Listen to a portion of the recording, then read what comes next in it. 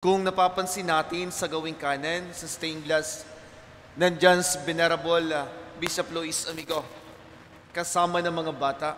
He was a great missionary, lalo tigit sa mga kabataan na nabulag sa katotohanan ng kabutihan, na dumanas sa mga kawalang katarungan at diskriminasyon sa kanyang kapanahonan. Isa sa kanyang mga turo sa amin ay dapat maikintal sa puso at isipan ng mga kabataan ang kahalagahan ng pagsisisi at pagbabalik loob. Repentance and conversion. Na sa buhay nila dumating ang punto na sila ay nawala.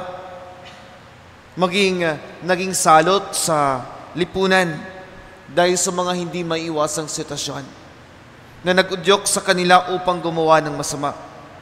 Ngunit dahil sa tulong at gabay, nakita o makikita nila ang totoong liwanag, ang bagong pag-asa na pwede palang mangarap at magtagumpay. Mga kapatid, this is exactly what the gospel is telling us today. Repentance and conversion.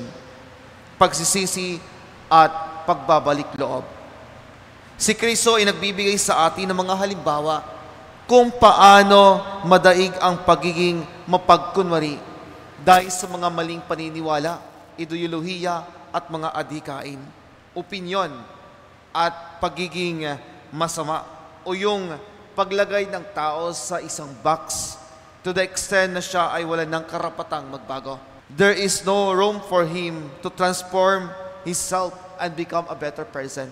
Ito yung mga pagkakataon na alam mo na hinang-hina na sila o yung tao dahil sa kanyang pagkabalisa sa buhay. But still you condemn because of his past. Kaya Christ is asking us today, sa tingin mo ba, deserve nilang mamatay o yung sinasabi niya sa Ebanghelyo? Sa tingin mo ba, yung mga Galileans o yung 18 katao sa Siloe ay makasalanan at sila ay dapat magdusa ng labis? Hindi. Dahil kayo, if you will not change your ways, ibig sabihin, kapag hindi ka pa rin nagbabago sa iyong pagkakamali o pagiging masama, you will all perish and suffer like them. Kaya nagbibigay si Jesus sa atin ng pagkakataon upang magbago o baguhin natin ang ating mga maling paniniwala o ang ating sarili. Kaya siya ay nagbigay ng isa pang talinhaga, ang talinhaga ng puno ng igos, kung saan may isang tao na nagmamay-ari ng puno ng igos sa ubasan. At napansin niya na 3 taon na ang nakalipas pero hindi pa rin namumunga. For this, he asked the gardener to cut it down. But the gardener replied to give another year, and he will do everything by digging around it and add some fertilizer. At kapag itong punong ito ay hindi mamumunga, puputulin na.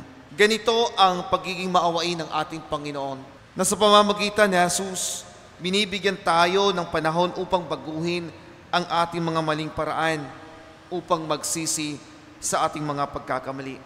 He gives us the gifts of the Holy Spirit, the virtues, the gospel, missionaries, and graces of life. Ang tanging kailangan natin ay gawing siyang sentro sa ating buhay. Kalimutan ang mga maling paniniwala at pansariling pagkiling sa mga makamundong bagay. Try to move so that you will see the beauty of believing Christ.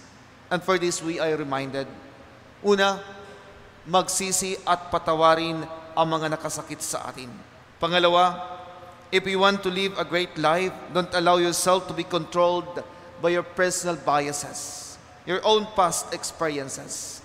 Move on dahil ang buhay ay masaya. Kung gusto mong mamuhay ng dalisay, huwag hayaan ang iyong sarili na kontrolin ng mga personal na biases, ng mga hindi magandang karanasan sa iyong nakaraan, sa iyong sarili. Ang mas mahalaga, ikaw ay naniniwala palagi sa Diyos. Pangatlo, God gives us time to repent and for our personal conversion. But we need to do our best to say yes today and forever. Binibigyan tayo ng panahon na magsisi at magbalik loob. Ngunit kailangan ng constant communication sa Diyos sa pamamagitan ng ating panalangin. Kailangan magsisi upang makalaya tayo sa ating nararamdamang mga sakit sa puso, dala ng inggit at selos. Manalangin tayo sa Diyos sa pamamagitan ng ating mahal na inang si Maria, ang ina ng hapis. na sa gitna ng kanyang pagdalamhati, ang mas mahalaga pa rin sa kanya ay ang pagsunod sa kalooban ng Diyos. Hindi niya inaalintana ang kalungkutan sa buhay, sapagkat siya ay naniniwala na laging may saya sa bawat kalungkutan ng buhay.